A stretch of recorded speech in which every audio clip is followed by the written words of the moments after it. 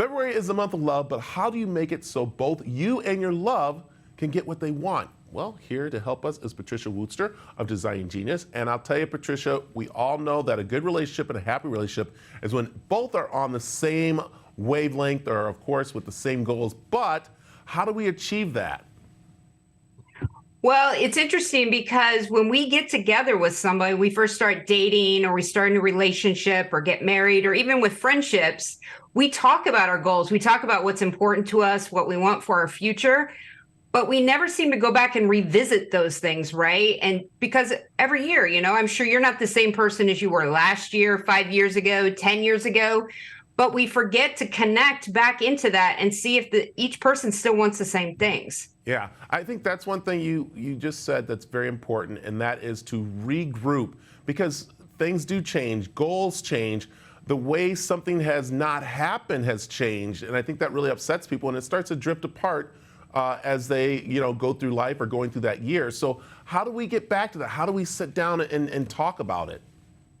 Well, there's a right way and a wrong way to do it. So if you think about when you're planning a vacation or something, you guys come together and the first time you really talk about it is when you're kind of working through what you guys want to do. So you're already negotiating. And that's not really what you want. It's not what I want.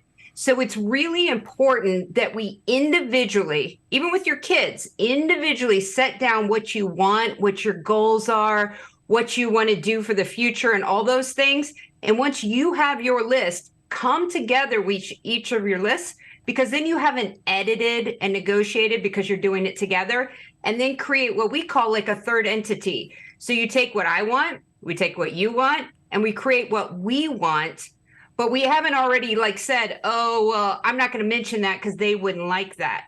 No, it's true to what you guys each want, and then you guys can create something together. And let me ask you, when is the best time to do this? It's like after you've had the fight, or do you actually say, okay, listen, we're going to sit down on Monday evening and we're gonna have some drinks, so clear your schedule, clear your mind, and let's do this so we're both on a same level? Is that kind of like when you do it? Well, probably before a fight, but people often think of January as like that new year, new beginnings. So that's a great time. I have teen boys. We do that with our kids when it comes to planning family vacations. We say, okay, we're going to take 7 days off this year for a week, and we're going to do 2-3 day weekends. Everybody go off and kind of write a list. What are the things you want to do? What are the places you want to experience? How do you want to feel afterwards? Do you want to feel rejuvenated? Do you want to feel like you had a sense of adventure?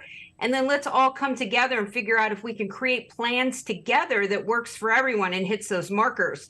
So it's really something you can do at any time, but it's definitely more fun if there's not conflict happening already. That's okay. Okay, let me ask you this, Patricia. What about divorced parents and divorced families? Is this something that they also should maybe sit down and do, and that maybe helps stop some of the conflict that goes on? It's a great thing to do with your kids, especially if your kids are moving back and forth every week, is giving them, empowering them to say, how do you want this transition to go? What do you prefer, that your dad and I each do? And those kind of things, because I think that oftentimes we expect our kids to be the communicators between the two parents, and that's really not a fair role.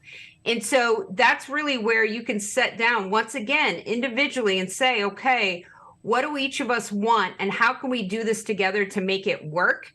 But yeah, if parents can come, I guess exes can come together in a neutral conversation and say, okay, this is how I want this to look like. This is what's important to you. Like maybe Thanksgivings are important to me. Christmas Day is important to you. How can we make it work for both of us? Then that's a super healthy way to do it for your kids. Yeah. So I think always regrouping, because we're always changing and growing, and just not assuming that everybody is still in yesterday, because we're all so different. Yeah.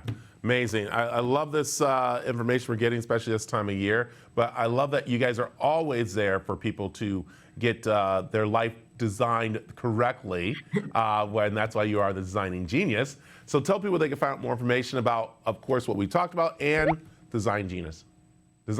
Yeah. Yeah, so it's real easy. We're at designinggenius.com. We try to post up a lot of, new content all the time. We also like to bring in, we're not the experts in everything, bring in the experts, but really talk about your business, your personal and your family relationships so that you can just optimize your life and move forward and grow in the way that makes most sense for you and your family and loved ones. I like it. Patricia, thank you very much for joining us this morning. Thank you so much. Glad to be here.